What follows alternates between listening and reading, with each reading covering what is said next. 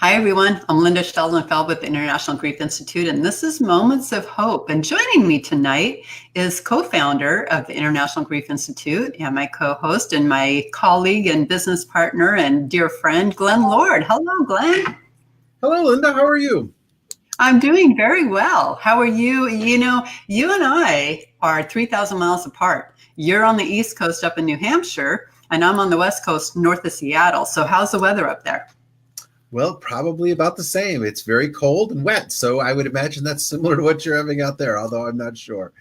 Well, today was a beautiful day. It was cold, but it wasn't raining. And, I've always said that here in the Pacific Northwest, when the sun is out, there's no prettier place on earth. It is just gorgeous, just beautiful. So right now it is beautiful. So we haven't actually had a lot of rain this whole year. And it's the good news is that we all love the sun, but the bad news is that our trees and our foliage they're not used to such dryness, so it's stressed a lot of our trees and such. So it's been really interesting, but it's beautiful. So this is a time of year that changes happen, and the holidays are coming upon us, and a lot of people have a lot of different thoughts in their minds and hearts, and our country's going through a lot of difficult times. We have had some horrible tragedies occur, some both natural disasters as well as some horrible man-made tragedies. And we really could use a lot of kindness. That is really something I believe our country could use a lot more of right now. And I believe grieving people at this time of year specifically can both use it and be a part of it.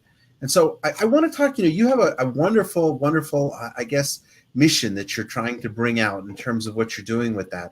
And so you've entitled it the 12 Nights of Kindness. And maybe you can give us a little background around what exactly is the 12 Nights of Kindness. I think about the Partridge in the Pear Tree when I hear the 12 of something. That's what pops into my head. And so maybe you give us a little background. It is based on the 12 days of Christmas. And, you're right that the holiday season is a pretty challenging time for people who have lost someone they love.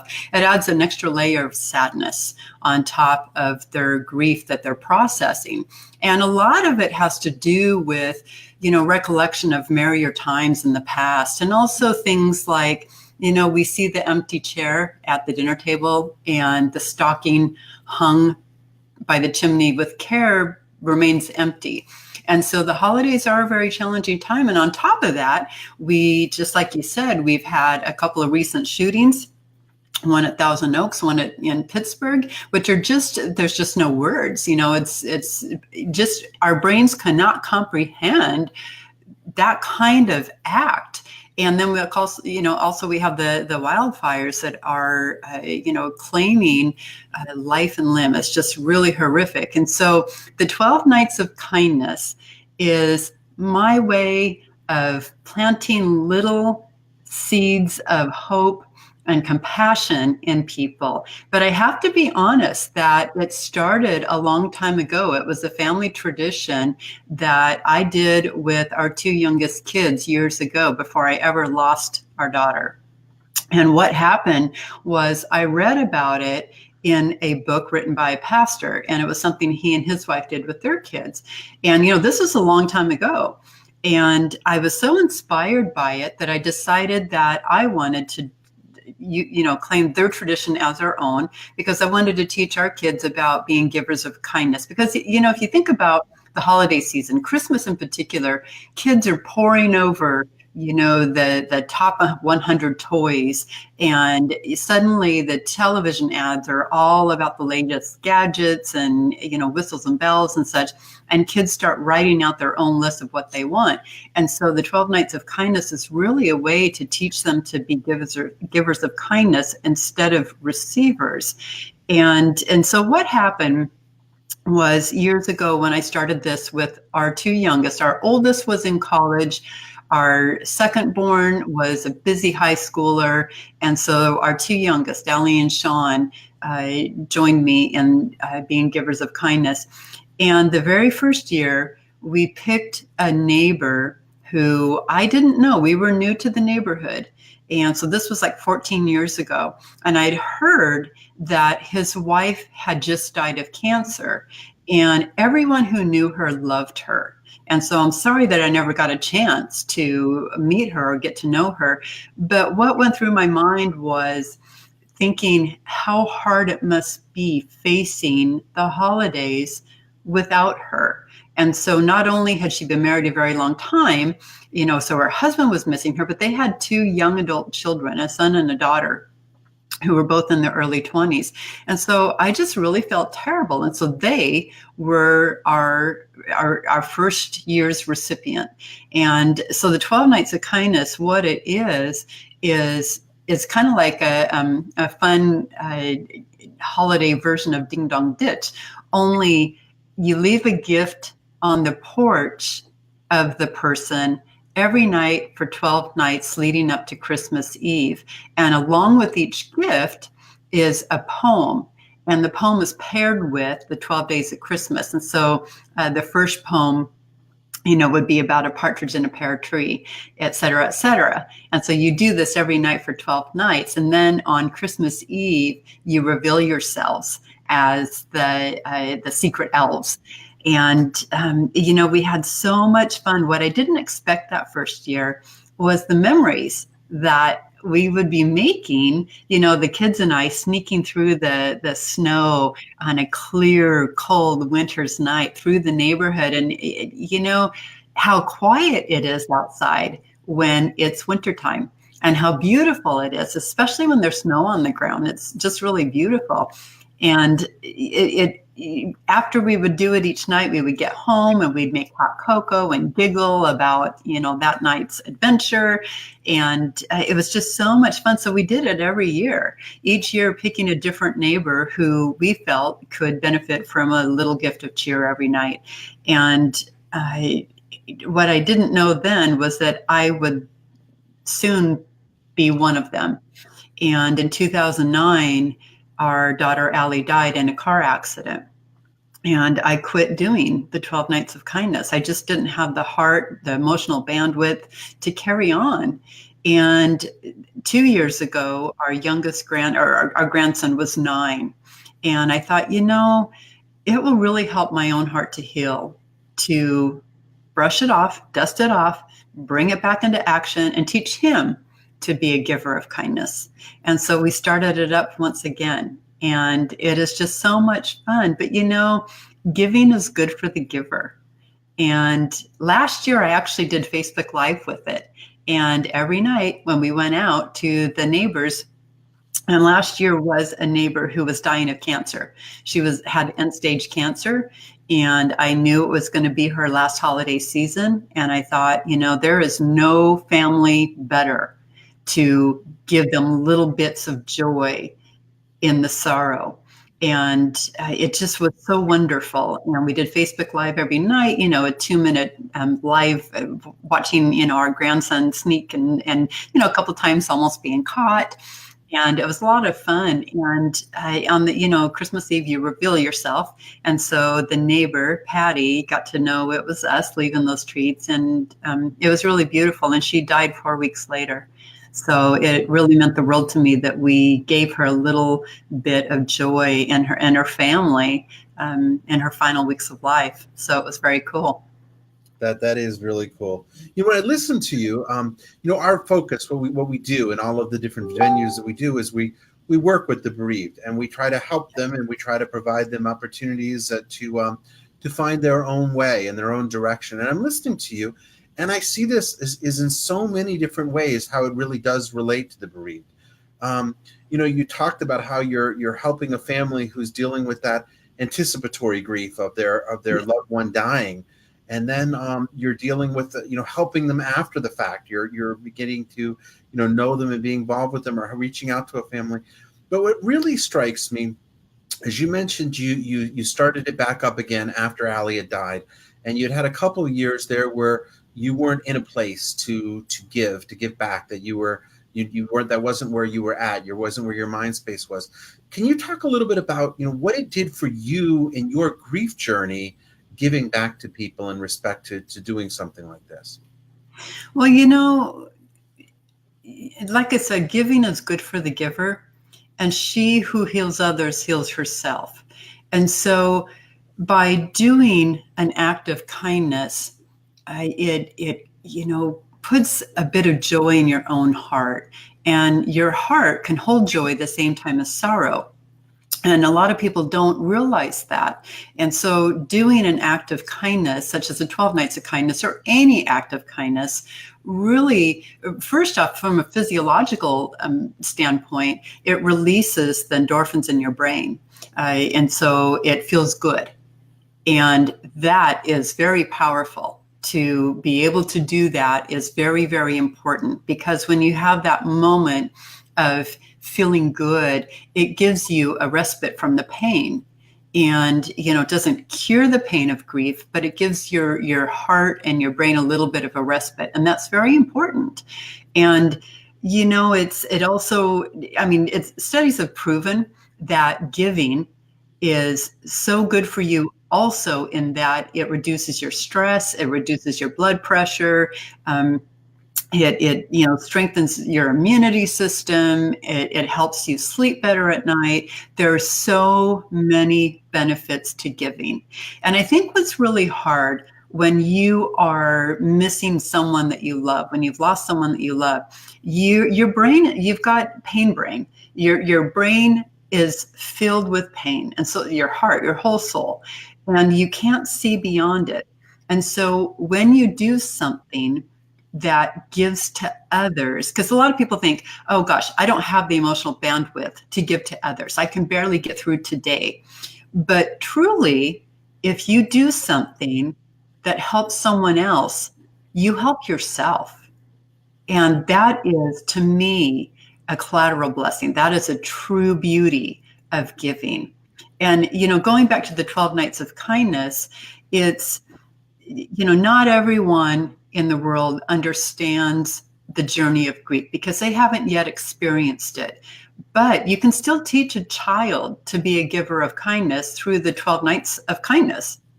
And so it really is for anybody, not just someone who is missing someone they love. It's really designed for everyone, especially the younger generation, because you help them to learn about compassion. You help them to learn about how to think of others instead of just yourself in that time of, holiday season where they're like receiving, where they want to receive. And so, for those of us who are missing someone that we love, giving is a gift we give ourselves.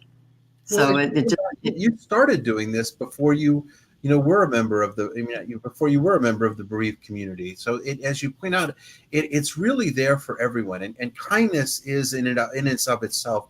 There's nothing but beauty in it, and it is something that, and I think it's important though, because I think there's two sides to this. There's both yourself, who are the giver of this kindness, but talk a little bit about the receivers of the kindness, because when I think about this, I feel like, if I was doing this, I might be a little intimidated about how are people going to react when I show up and drop something on their doorstep, and it's a little bit of a surprise. Can you share some of the reactions you've had from some of the people you've reached out to and done this with?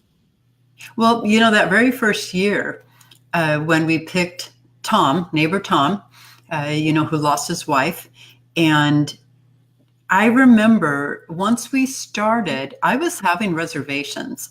I had not yet had a loss, so I couldn't imagine what he was going through. All I knew is that the kids knew that he was sad and that we were doing something that would bring him a little bit of joy every night.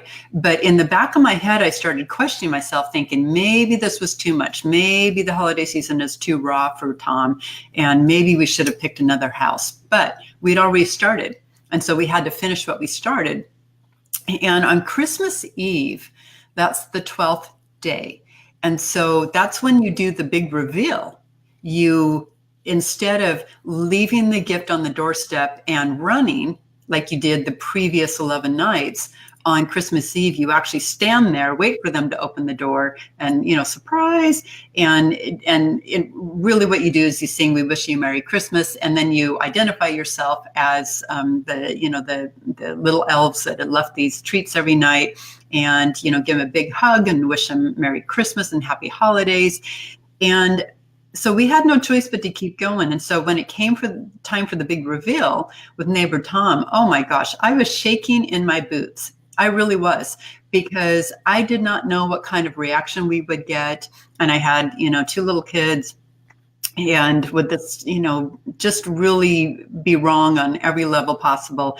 Well, what happened is we rang the doorbell, standing there with, I'd packed a tray of treats, the final bag with the final poem, and we rang the doorbell. And the idea is when they open the door, you sing, "We Wish You a Merry Christmas." Well, we rang the doorbell, Tom opened the door, and keeping in mind, I didn't know him. And I started singing, "We Wish You a Merry Christmas," but my 2 little elves stood frozen. My family will be the first to tell you I can't sing. And so I realized that I was the only one singing, that I was solo here.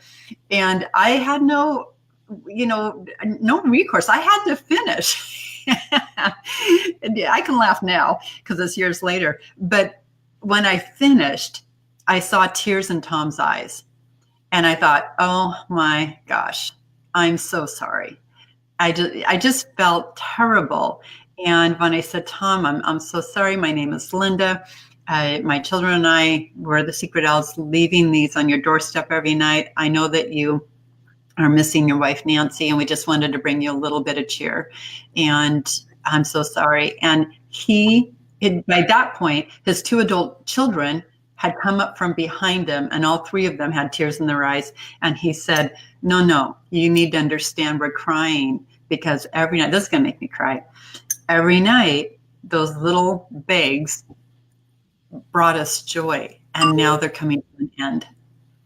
And it meant the world to him and his kids. And I just, that was such a beautiful lesson. Far more for me probably than my 2 children. But, I was a stranger to him, and he absolutely made my world. He made my world rock. I just thought, oh my gosh, here the kids and I had the best of intentions. I questioned myself, second guessing that maybe he was just too raw and we picked the wrong family. And in the end, it was everything it was supposed to be. And it just, that affirmation that we did the right thing and the difference that it made. And so fast forward to now, after losing Allie, I did not have the Christmas spirit for a number of years. And I went through the motions because we had a family. And I wanted the kids, because we have 3 surviving kids and a grandchild. And so I wanted the kids to have normalcy. I wanted to do what we'd done every year for their entire life, because life felt anything but normal. And so I went through the motions of Christmas, and, with Allie's stocking, we still hung it and we put pet toys in it, and which we still do to this day. So cat toys and dog toys. And so her stocking is still hung by the chimney with care, and it's not empty. And it's just what worked for us. But, for 7 years after losing Allie, I just was not in the Christmas spirit. And when I decided to get the tradition back out again and started up with our grandson, thinking, he was 9 at the time, thinking he's a perfect age. What I didn't realize is, once again, how it would fill my heart with joy. And so, and last year in particular, with neighbor Patty dying of cancer, and her husband and her grandson lived there as well. They raised their grandson, and knowing that they would have no future holidays with Patty. And I knew the journey they faced. They didn't yet know it, but I did. And so I knew that by giving them little moments of joy would also give them little respites from the pain. And so it makes all the difference in the world. And I'm super excited. I'm ready to get back out there this year for the 12 Nights of Kindness. And this year's family, they just lost their dad 3 weeks ago, unexpectedly. He died in their driveway. And it's another neighbor.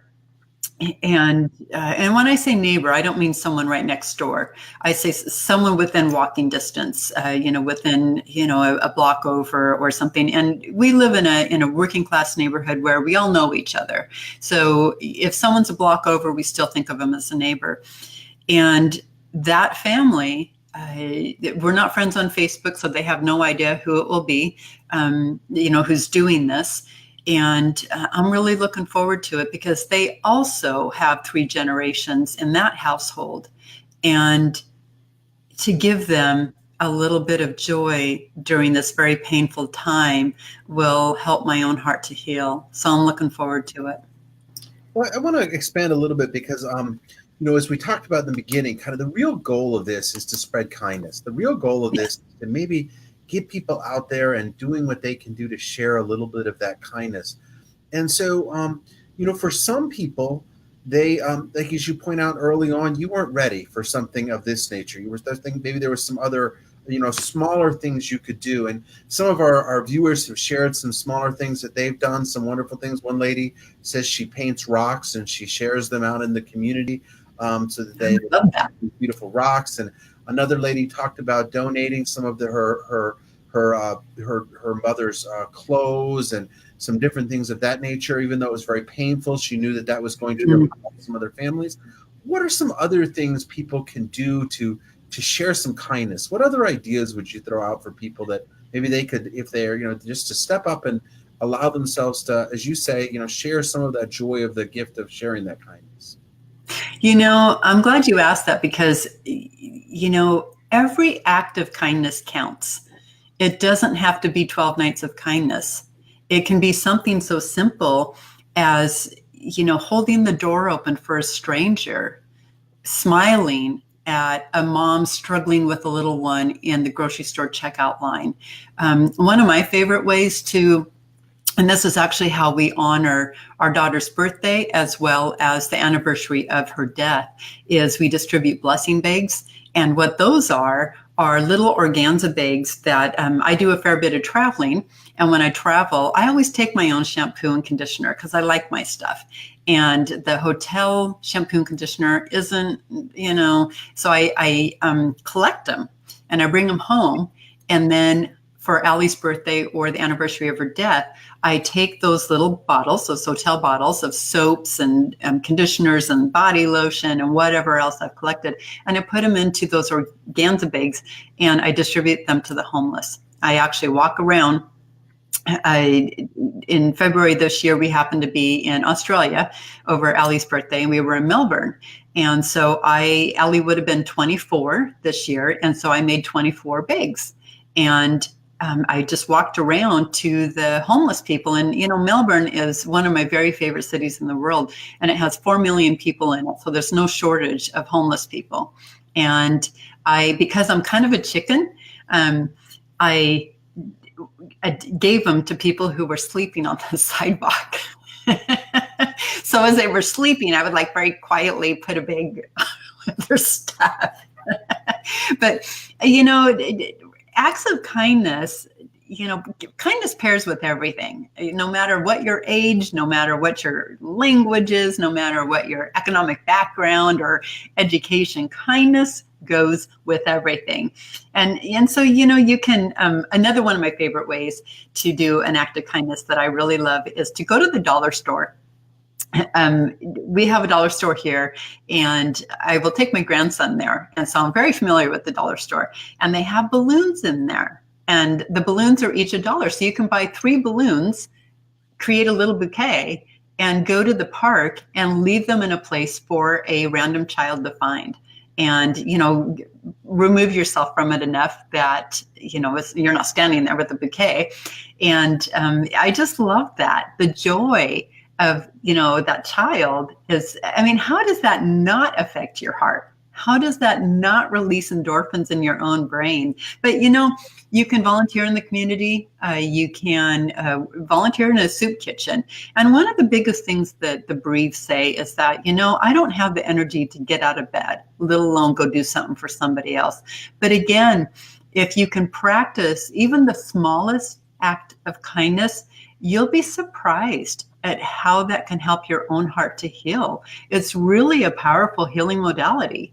And so whatever you can do, and again, every act of kindness counts. So, certainly you have to go to the grocery store to get groceries because you've got to eat, right? And so smile at a stranger in the grocery store. Hold the door open for a stranger. Those are all acts of kindness that really can really make the day of someone who was having a bad day. You just never know. And that's the beauty of it.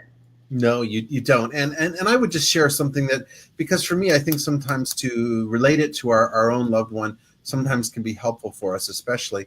And so in my case, my son was 4.5 when he died. And one of the things we do is we go to the homeless shelters, the women's shelters. And honestly, sometimes I'm not allowed. My wife goes sometimes without me because I just, a man, it's not allowed. But anyway, we bring brand new gifts for a 4-year-old person. And one of the things we've been told is so often these kids they leave their homes, for their safety's sake, and they may have nothing but the clothes on their back. And right. Oftentimes there are things for them to play and do there, but sometimes there's a special event in this little child's life. It may be their birthday, it may be Christmas, it may be something where that, and the shelters don't have new things to give to these kids. So by doing that, they now have something to give to the kids. Then, we don't ask for anything. Nobody knows we've done it except for the shelter itself, but we know it. And like you say, it's in our hearts, and it gives that kind of connection. And I kind of, in a way, it gives me a place to share that energy, that love, back there. So that's really a beautiful thing. So if somebody does want to do specifically the 12 nights of kindness concept, how can they find out more about this in order to be able to actually, kind of follow? Because you talked about there was different poems and things of that nature. Where could they find some of that information to actually be able to put that together for themselves? Well, I'm actually teaching a workshop on it. It's a free workshop on IGI University.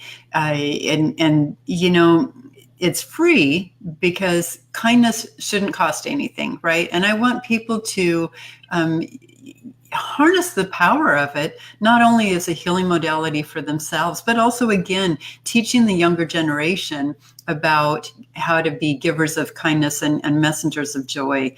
And so they can go to IGI University and sign up for that. It's a free class.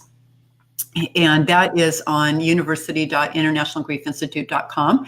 And also the PDF with all the printables and the instructions are on my own website, and that's lindafell.com. And so up in the top left-hand corner of the menu there, you'll see 12 Nights of Kindness, and click on it, and it opens up a PDF, and you can just print that PDF out. There's no strings attached.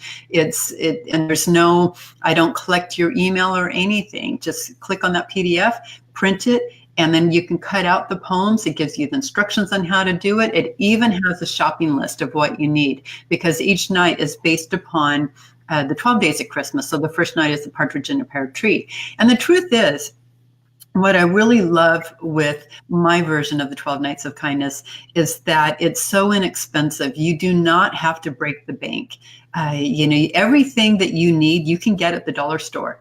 And so what I do is I take my shopping list and I'll go to the dollar store and I'll buy everything I need in one hit, and then I make everything up. And so each night, our grandson, he comes home he and our daughter come home for the holidays, and he just loves it. Each night, those bags are ready and waiting. They're super cute. And we head out into the cold, dark night and trudge over to the neighbor's house and, leave a little, gift on their porch. And it's so much fun for him not to be caught. And it's just such a great experience. But it doesn't have to be expensive. You can make it expensive if you have the budget to do it. It's, there's no right or wrong way to do it. But if you're on a tight budget and you want to teach your kids through the 12 Nights of Kindness, you can get everything you need at the dollar store. So it's super easy and it's super fun. And next year we plan to do a children's book to go along with it and do some other things, because really right now, especially the holiday season, but any time of year right now, it seems like there's a lot of discord and there's a lot of acts that are very unkind. And helping promote kindness is really something that unites us. It's something that will help us leave the world a better place. And we can do it any time of year. And so that's why we'll be coming out with a children's book this next year to pair with it and such. Because I think when we teach the younger generation, especially, you know, we can make change when we unite together.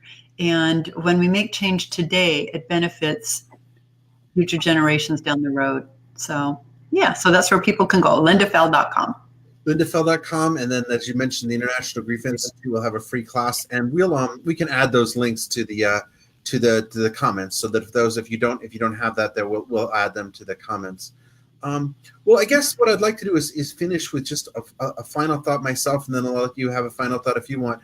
And that is the fact of, there's many things in this world that can really be hurtful and can take away from the world. And I think there's many things in this world that maybe even have controversy about, that people aren't sure where everything lies. But I think that kindness is one of those things that is pretty universal. I think that it's part of the human condition to benefit from kindness, both from what we give to others and what we give to ourselves. And I think the world will be a better place if you say we proactively seek to make kindness and reach in to find the ability to make and create that kindness, because that's really how the world is going to change. So I thank you for what you're doing. And I do believe that, it's one person at a time, one place at a time. And the kindness is for both people, both the giver and the receiver, and everyone benefits from it. So thank you for sharing the 12 Nights of Kindness. Oh, thanks, Glenn. I believe, hurt people, but it's also true that healed people heal people. And when we heal others, we help our own heart to heal. And so, kindness is something that anybody can do, and it doesn't have to cost a dime. It's just any act that, is good for the receiver is also good for the giver. So I hope that, we inspire people to do random acts of kindness, do 12 nights of kindness, and have a whole lot of fun. Adopt my family's tradition as your own. And, but if not, just do random act of kindness and see how good it feels. So, yeah. And so I want to close with it being the holiday season. We have a couple of extra shows for the holiday season, and we are hosting people who have a lot of expertise and background in ways to find joy and help navigate through the holiday season, because it does add an extra layer of sadness to our hearts. And so join us every Monday night right here on Facebook for some of these guests. We've got some next week we have Mitch Carmody, which a lot of people know, Mr. Heartlight, fantastic guy who has 30 years experience of navigating the holidays, and he has a lot to offer. We also are going to be doing a couple of Hope for the Holidays live shows. One is this Thursday night, and that is Todd Nigro of Ellie's Way and myself. We're hosting that over on the Grief the Unspoken page, and Jan Werner and myself will be doing one also for Grief Speaks Out. And join us, because I know that holidays can be a really hard time, but you're not alone. And together we will find our way through. And if I can hold the light of hope for one person, then that will put healing in my own heart. So join us. All right, Glenn. Well, thank you so much for tonight. And I know you don't always get an opportunity to be on Moments of Hope, but it's such a joy when you are. And you have so much to offer. And I'm so grateful when you talk about Noah and what you and Tanya do in his memory. So thank you. Thank you very much. Bye-bye. All right. We'll see you next time, everyone. Have a wonderful week.